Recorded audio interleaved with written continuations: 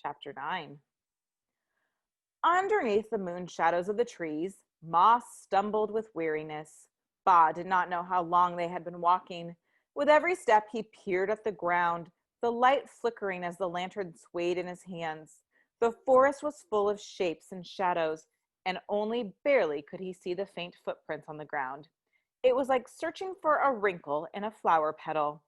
As Ma tripped, he steadied her with his arm. "We should rest," Ba said.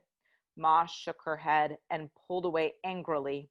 "We must keep going. We have to find Min Li." "But you are tired," Ba said, "and I am too. We can rest, and afterward we will be able to continue faster." "I am not tired," Ma said fiercely.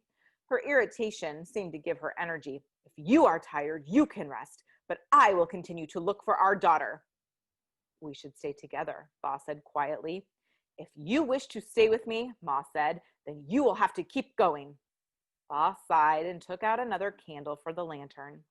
The light from the lamp kept away the forest animals, but it could do nothing for Ma's fury. Her resentment seemed to darken with the fading moon. But as they walked, the morning bloomed into the distance, and its light slowly filtered over Ma and Ba through the veil of tree branches so he could finally blow out the candles in his lantern. He looked at Ma and could see that her bitterness was only sharper in the softening sky.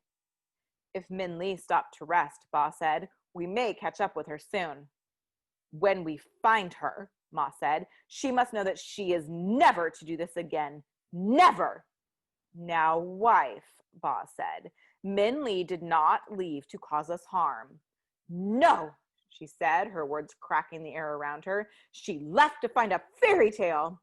Never-ending mountain and the old man of the moon? Of all the foolish things." "Stories are not foolish," Ba said again in his quiet way. "Says you," Ma said, "because you are the one who filled her with them, making her believe she could change our miserable fortune with an impossible story. Ridiculous!" "Yes," Ba said sadly, "it is impossible, but it is not ridiculous." Ma opened her mouth again, but stopped. For up ahead there was a noise of breaking branches. It was the sound of someone pushing through the forest. Ma and Ba looked at each other. "Min Li!" Ma said. Forgetting their fatigue and frustration, Ma and Ba began to run through the woods. Ma ignored the branches that scratched her, and Ba let his hat fall to the ground as they rushed toward the unseen person. "Min Li!" they called. "Min Li!" But as they burst upon the figure ahead, they stopped in shock. It was not Min Li.